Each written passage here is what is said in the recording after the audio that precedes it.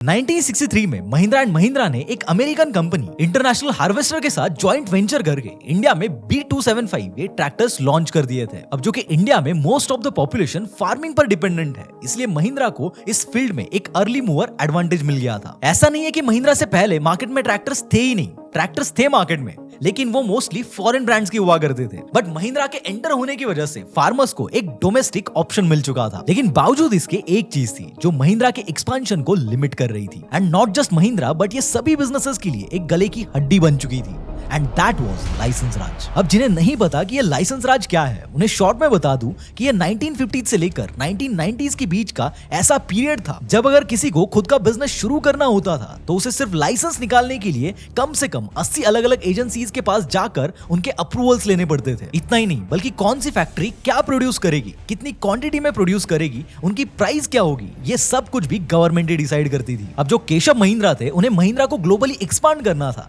लेकिन फिर वही बात आती है कि करे तो कैसे करे, करे तो क्या करे, और अगर चुपके से कर भी दे तो फिर मोटा सा फाइन कौन भरे। वैसे अगर देखा जाए तो उस वक्त इंडियन मार्केट में हर साल कम से कम 50,000 ट्रैक्टर्स की डिमांड हुआ करती थी। लेकिन जो कि लाइसेंस राज का दौर था, तो गवर्नमेंट ने महिंद्रा को स्ट्रिक्टली बोल दिया था कि डिमांड चाहे जो भी हो, आप लोग एनुअली सिर्फ 10,000 ट्रैक्टर्स ही बनाओगे। अब गवर्नमेंट ने बोल दिया तो क्या ही कर सकते हैं ना, लेकिन एटलीस्ट 10,000 ट्रैक्टर्स बनाने की परमिशन मिल गई, यही बड़ी बात थी। बाकियों को तो वो भी नहीं मिल रही थी। अब महिंद्रा ने अमेरिकन कंपनी इंटरनेशनल हार्वेस्टर के साथ जो जॉइंट वेंचर किया था, इस जॉइंट वेंचर का नाम बेसिकली ITCI यानी the international tractor company of India ये रख दिया गया था। लेकिन आगे 1977 में इसी ITCI को महिंद्रा ने खुद के साथ फुल्ली मर्ज कर लिया, और फिर आगे 1983 तक आते आते महिंद्रा इंडिया का सबसे बड़ा ट्रैक्टर मैन्युफैक्चरर बन गया। श्रीलंका, बांग्लादेश, अफ्रीका ऐसी कई कंट्रीज में महिंद्रा के ट्रैक्टर्स एक्सपोर्ट होना शुरू हो गए थे, और इवन आज 42 ईयर्स के बाद भी महिंद्रा ही इंडिया का बिगेस्ट ट्रैक्टर मैन्युफैक्चरर है। और सिर्फ इंडिया ही नहीं बल्कि 2009 में महिंद्रा पूरी दुनिया की